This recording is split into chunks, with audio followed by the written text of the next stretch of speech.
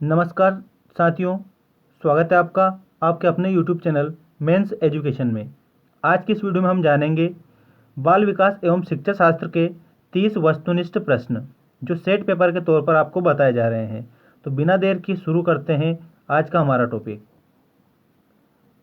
Question number first है हमारा, निम्न में से कौन सी अधिगम की एक विशेषता नहीं है। प्रश्न क्या है कि निम्न में से कौन सी अधिगम की एक विशेषता नहीं है। आपके ऑप्शन हैं, अधिगम का अवलोकन प्रत्यक्ष रूप से किया जा सकता है। दूसरा ऑप्शन है, अधिगम व्यवहार में अपेक्षाकृत स्थायी परिवर्तन है। अधिगम प्राणी की अभिवृद्धि है, या फिर अधिगम एक लक्ष्योन्मुख प्रक्रिया है। तो इसका जो करेक्ट आंसर होगा वो होगा ऑप्शन नंबर ए, अधिगम का अवलोकन प्रत्यक्ष रूप से किया जा सकता है। ये क्या है, अधिगम की एक विशेषता नहीं है। बाकी जो अधिगम की विशेषताएं हैं उनमें आता है, अधिगम व्यवहार में अपेक्षाकृत स्थायी परिवर्तन है, अधिगम प्राणी की अभिवृद्धि है, अधिगम एक लक्ष्योन्मुख प्रक्रिया है। तो इसका जो करेक्ट आंसर वो होगा ऑप्शन नंबर ए। इसके बाद में अगला क्वेश्चन हमारा, क्रिया प्रसूत अनुबंधन का दूसरा नाम है। प्रश्न क्या है, क्रिया प्रसूत अनुबंधन का दूसरा नाम आपको बताना है। आपके ऑप्शन है, समीपस्थ अनुबंधन, नैमित्तिक अनुबंधन, प्राचीन अनुबंधन, या फिर चिन्ह अनुबंधन। तो इसका करेक्ट आंसर होगा ऑप्शन नंबर बी, नैमित्तिक अनुबंधन। क्या आएगा इसमें, नैमित्तिक अनुबंधन क्रिया प्रसूत अनुबंधन का दूसरा नाम है। फ्रेंड्स, अगर वीडियो पसंद आ रहा है तो वीडियो को लाइक करें, और अगर चैनल को सब्सक्राइब नहीं किया है तो चैनल को सब्सक्राइब भी कर लें। इसके बाद में अगला क्वेश्चन, अनुकूलित अनुक्रिया सिद्धांत किसके अनुकूलन पर बल देता है। प्रश्न क्या है, अनुकूलित अनुक्रिया सिद्धांत किसके अनुकूलन पर बल देता है। सिद्धांत कौन सा है ये आप ध्यान रखें, अनुकूलित अनुक्रिया सिद्धांत है। आपके ऑप्शन इस प्रकार हैं, तर्क, व्यवहार, चिंतन, या अभिप्रेरणा। तो इसका जो करेक्ट आंसर होगा वो होगा ऑप्शन नंबर बी, व्यवहार। अनुकूलित अनुक्रिया सिद्धांत व्यवहार पर बल देता है। इसके बाद में अगला क्वेश्चन, निम्न में से कौन सा थार्नडाइक के अधिगम के प्राथमिक नियमों में शामिल नहीं है। थार्नडाइक के अधिगम के प्राथमिक नियमों में जो शामिल नहीं है वो आपको बताना है। आपके ऑप्शन है, सहचार्यात्मक स्थानांतरण का नियम, अभ्यास का नियम, प्रभाव का नियम, या फिर तत्परता का नियम। तो इसका जो करेक्ट आंसर होगा वो होगा ऑप्शन नंबर ए, सहचार्यात्मक स्थानांतरण का नियम थार्नडाइक के अधिगम के प्राथमिक नियमों में शामिल नहीं है। इसके बाद में अगला क्वेश्चन,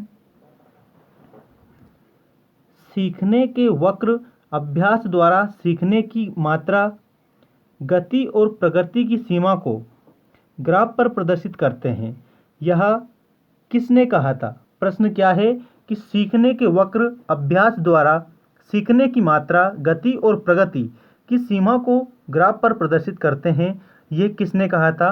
आपके ऑप्शन इस प्रकार हैं, स्किनर, रॉस, एबिंगहॉस, या एम.एल. बिग्मी। तो इसका जो करेक्ट आंसर होगा वो होगा ऑप्शन नंबर सी, एबिंगहॉस। क्या आएगा इसमें, एबिंगहॉस। इसके बाद में अगला क्वेश्चन हमारा, पश्च अन्वेषण तथा साधन साक्ष्य विश्लेषण निम्न में से किसके उदाहरण हैं।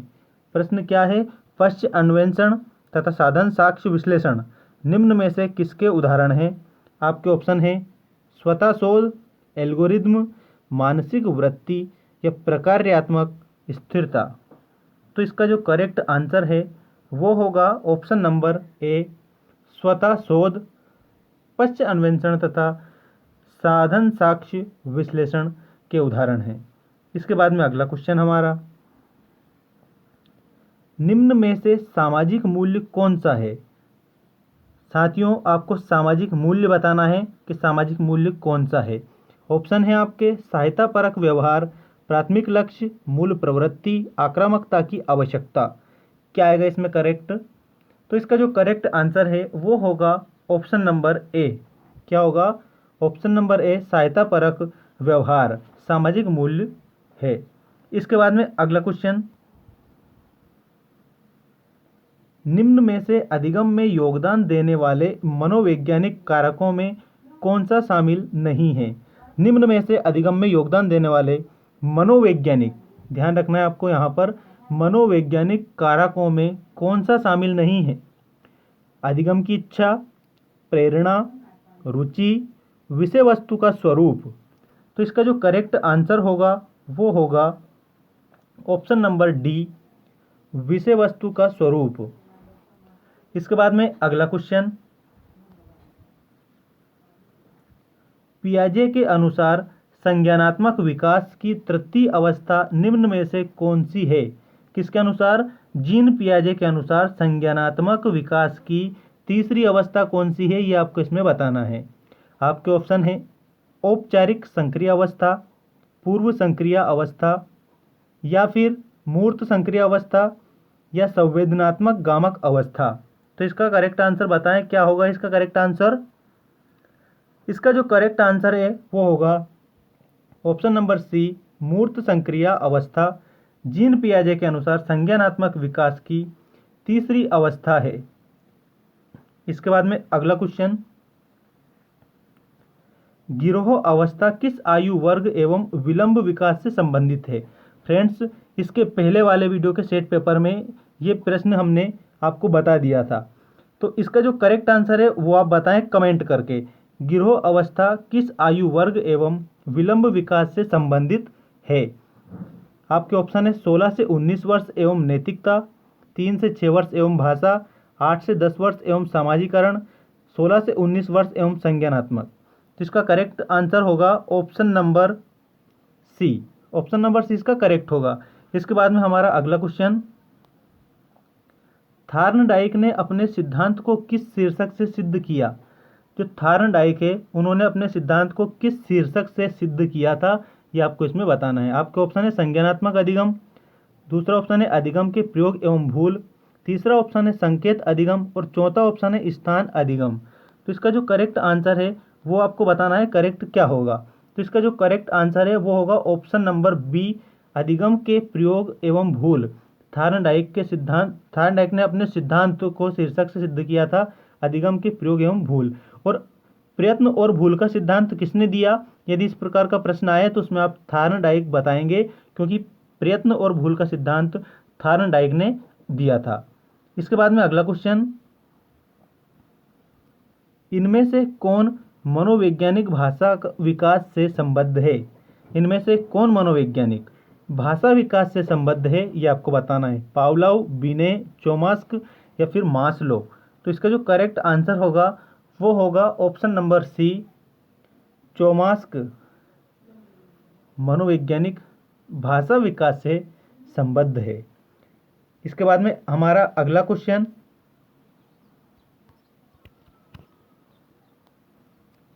निम्न में से कौन सी बाद की बाल्य अवस्था के बौद्धिक विकास की विशेषता नहीं है?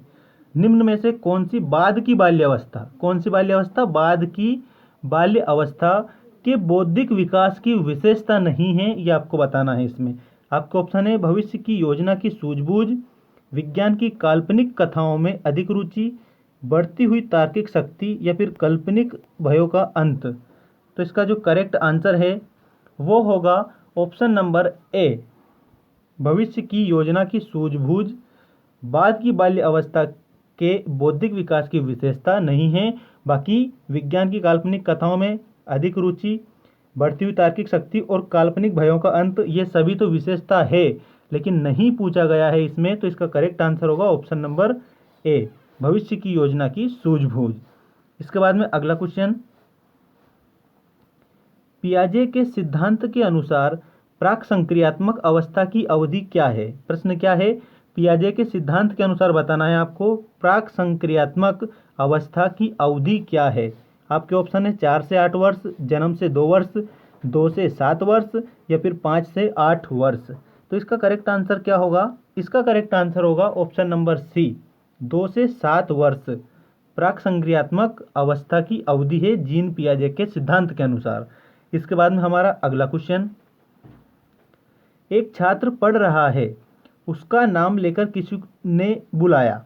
निम्न में से किस संवेदना द्वारा वह छात्र अपनी अनुक्रिया प्रकट करेगा? आपको उस संवेदना का नाम बताना है जिसके माध्यम से जो बच्चा है, जो छात्र है, अपनी अनुक्रिया को प्रकट करेगा।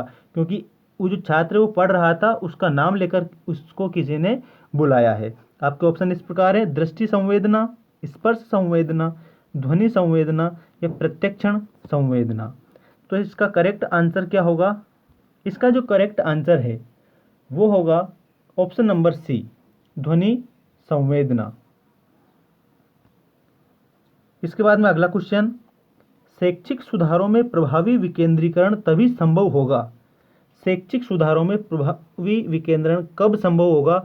आपके ऑप्शन है: पहला ऑप्शन है जब खंड व संकुल संदर्भ केंद्रों की भागीदारी बढ़े। क्या है ऑप्शन पहला? कि जब खंड व संकुल केंद्रों की भागीदारी बढ़े। दूसरा ऑप्शन है स्थानीय संदर्भ व्यक्ति उपलब्ध हो। तीसरा ऑप्शन है अध्यापकों के पास संसाधन और प्रासंगिक सामग्री भी मौजूद हो। अब सही उत्तर आपको बताना है कि कौन सा है, पहला और तीसरा, पहला और दूसरा, या दूसरा और तीसरा, या पहला, दूसरा और तीसरा। तो इसका करेक्ट आंसर क्या होगा ये आप चुनकर बताएं क्या होगा, कमेंट करें जल्दी से। तो इसका जो करेक्ट आंसर है वो होगा ऑप्शन नंबर डी, पहला, दूसरा और तीसरा। शैक्षिक सुधारों में प्रभावी विकेंद्रीकरण संभव होगा। इसमें फर्स्ट, सेकंड और थर्ड ये तीनों आने चाहिए। जब खंड व संकुल संदर्भ केंद्रों की भागीदारी बढ़ेगी तो शैक्षिक सुधार होंगे। स्थानीय संदर्भ व्यक्ति उपलब्ध होंगे तो शैक्षिक सुधार होंगे और प्रभावी विकेंद्रीकरण संभव होगा। अध्यापकों के पास संसाधन और प्रासंगिक सामग्री भी मौजूद होगी, तब जाकर वो प्रभाव पूर्ण तरीके से वो पढ़ा पाएंगे और शैक्षिक सुधार होगा इसी के माध्यम से। इसलिए इसका जो करेक्ट आंसर है उसमें आएगा option number D, first, second और थर्ड। इसके बाद में हमारा अगला क्वेश्चन: निम्न में से कौन सा अवबोध स्तर के शिक्षण में शामिल है? अवबोध स्तर के शिक्षण में क्या शामिल है वो आपको बताना है। पृथक्करण, अनुप्रयोग, तुलना या फिर अन्वेषण। तो इसका जो करेक्ट आंसर है वो होगा ऑप्शन नंबर डी, अन्वेषण। अन्वेषण जो है अवबोध स्तर के शिक्षण में शामिल है। इसके बाद में नेक्स्ट क्वेश्चन: सूक्ष्म शिक्षण चक्र का प्रथम पद होता है। प्रश्न क्या है? सूक्ष्म शिक्षण चक्र का प्रथम पद क्या होता है वो आपको इसमें बताना है। फ्रेंड्स, वीडियो पसंद आ रहा है तो वीडियो को लाइक करें और अगर आपने हमारे चैनल की सदस्यता नहीं ली है तो सदस्यता ले लें, अर्थात सब्सक्राइब कर दें और बेल आइकन भी दबा दें ताकि आने वाली अपडेट आपको प्राप्त हो जाए। प्रश्न क्या है हमारा? सूक्ष्म शिक्षण चक्र का प्रथम पद होता है। आपके ऑप्शन है प्रतिपुष्टि, शिक्षण, योजना बनाना या फिर प्रस्तावना। तो इसका जो करेक्ट आंसर है वो करेक्ट आंसर क्या होगा? ऑप्शन नंबर सी, योजना बनाना सूक्ष्म शिक्षण चक्र का प्रथम पद होता है, क्योंकि हम सर्वप्रथम क्या करते हैं? योजना निर्माण करते हैं, प्लानिंग बनाते हैं किसी भी प्रकार की। इसके बाद में अगला क्वेश्चन: निम्न में से कौन सा शिक्षण का सूत्र नहीं है? शिक्षण का सूत्र कौन सा नहीं है वो आपको बताना है। सरल से कठिन की ओर, दूसरा ऑप्शन है अनिश्चित से निश्चित की ओर, तीसरा ऑप्शन है दृश्य से अदृश्य की ओर और चौथा ऑप्शन है निगमन से आगमन की ओर। तो इसका करेक्ट आंसर क्या होगा वो आपको बताना है और प्रश्न ध्यानपूर्वक देखें एक बार। निम्न में से कौन सा शिक्षण का सूत्र नहीं है वो आपको बताना है। तो इसका करेक्ट आंसर क्या होगा? इसका करेक्ट आंसर होगा ऑप्शन नंबर डी, निगमन से आगमन की ओर शिक्षण का सूत्र नहीं है। इसके बाद में अगला क्वेश्चन: कौशलों के स्थानांतरण के लिए कौन सा उपयोगी है? कौशलों के स्थानांतरण के लिए कौन सा उपयोगी वो आपको बताना है। आपके ऑप्शन है कौशल अंतरण एक गति है ना कि उद्देश्य, रेखीय अभिक्रम, शाखीय अभिक्रम, तैयारी और अर्जन। तो करेक्ट आंसर क्या होगा इसका? इसका जो करेक्ट आंसर है वो बताएं कमेंट करके। इसका करेक्ट आंसर होगा ऑप्शन नंबर ए, कौशल अंतरण एक गति है ना कि उद्देश्य। इसके बाद में अगला क्वेश्चन: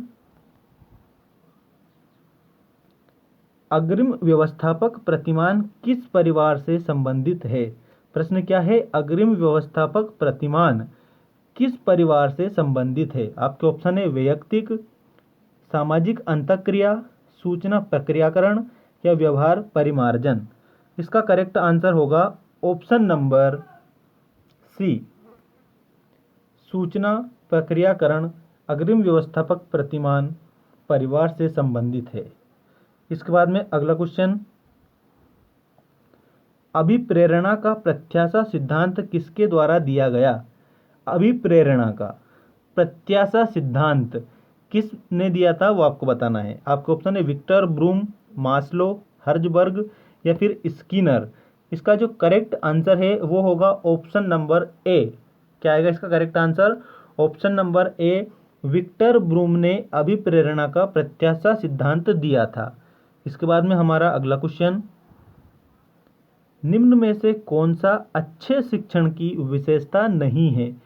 फ्रेंड्स, ये जो नहीं वाले हैं इसमें आपको विशेष रूप से ध्यान रखना है, बिल्कुल भी कंफ्यूज नहीं होना है। निम्न में से कौन सा अच्छे शिक्षण की विशेषता नहीं है वो आपको इसमें बताना है। आपके ऑप्शन है स्वेच्छाचारी, जनतांत्रिक, सहानुभूतिपूर्ण, देने वाला, वांछनीय सूचनाएं देने वाला या फिर वांछनीय सूचनाएं देने वाला। तो इसका जो करेक्ट आंसर है वो होगा ऑप्शन नंबर ए। क्या होगा? ऑप्शन नंबर ए, स्वेच्छाचारी। स्वेच्छाचारी अच्छे शिक्षण की विशेषता नहीं है। और अगर अच्छे शिक्षण की विशेषता आए तो आप उसमें बताएंगे जनतांत्रिक भी अच्छे शिक्षण की विशेषता है, सहानुभूतिपूर्ण व्यवहार भी अच्छे शिक्षण की विशेषता है, और वांछनीय सूचनाएं देने वाला जो शिक्षक होता है वो भी अच्छे शिक्षण की विशेषता होता है। तो इसमें जो स्वेच्छाचारी है ये क्या है? अच्छे शिक्षण की विशेषता नहीं है, इसमें स्वयं की इच्छा रहती है। तो ये इसमें ऑप्शन नंबर ए आएगा। इसके बाद में अगला क्वेश्चन हमारा, संज्ञानात्मक क्षेत्र का सही क्रम है। फ्रेंड्स, प्रश्न को बिल्कुल ध्यानपूर्वक देखें। संज्ञानात्मक क्षेत्र का सही क्रम आपको बताना है। अच्छे से इस प्रश्न पर गौर करें। आपके ऑप्शन है ज्ञान, अनुप्रयोग, अवबोध, विश्लेषण, संश्लेषण, मूल्यांकन। पहला ऑप्शन क्या है? ज्ञान, अनुप्रयोग, अवबोध, विश्लेषण, संश्लेषण और मूल्यांकन। इसके बाद में दूसरा ऑप्शन क्या है? मूल्यांकन, अनुप्रयोग, विश्लेषण, संश्लेषण, अवबोध, ज्ञान। और तीसरा ऑप्शन क्या है? मूल्यांकन, संश्लेषण, विश्लेषण, अनुप्रयोग, अवबोध या ज्ञान। तीसरा ऑप्शन है ज्ञान, अवबोध, अनुप्रयोग, विश्लेषण, संश्लेषण और मूल्यांकन। इन चारों ऑप्शन में से आपको क्या बताना है? संज्ञानात्मक क्षेत्र का सही क्रम। तो इसका जो करेक्ट आंसर है वो क्या होगा? ऑप्शन नंबर डी, ज्ञान, अवबोध, अनुप्रयोग, विश्लेषण, संश्लेषण और मूल्यांकन। इसके बाद में हमारा अगला क्वेश्चन, निम्न में से कौन सा संवेग का तत्व नहीं है? निम्न में से कौन सा संवेग का तत्व नहीं है ये आपको बताना है। आपके ऑप्शन है व्यवहारात्मक, दैहिक, संज्ञानात्मक या फिर संवेदी। संवेग का तत्व नहीं है ये आपको इसमें बताना है। हमने जो 23वां क्वेश्चन पढ़ा था उसमें भी नहीं बताया गया था, ठीक है? तो आप बिल्कुल ध्यान रखें इसे अच्छे से। निम्न में से कौन सा संवेग का तत्व नहीं है? आपके ऑप्शन हैं व्यवहारात्मक, दैहिक, संज्ञानात्मक या संवेदी। तो इसका जो करेक्ट आंसर है वो होगा ऑप्शन नंबर डी, संवेदी। संवेग का तत्व नहीं है। इसके बाद में अगला क्वेश्चन, समावेशीकरण की सफलता के लिए आवश्यक है। समावेशीकरण की सफलता के लिए क्या आवश्यक है वो आपको बताना है। आपके ऑप्शन है क्षमता निर्माण का अभाव, अभिभावकों की भागीदारी का ना होना, अलगाव, संवेदनशीलता। इसका करेक्ट आंसर होगा ऑप्शन नंबर डी, संवेदनशीलता समावेशीकरण की सफलता के लिए आवश्यक है। इसके बाद में अगला क्वेश्चन, अधोलिखित में गणित संबंधी अधिगम अक्षमता को कौन सा पद परिभाषित करता है?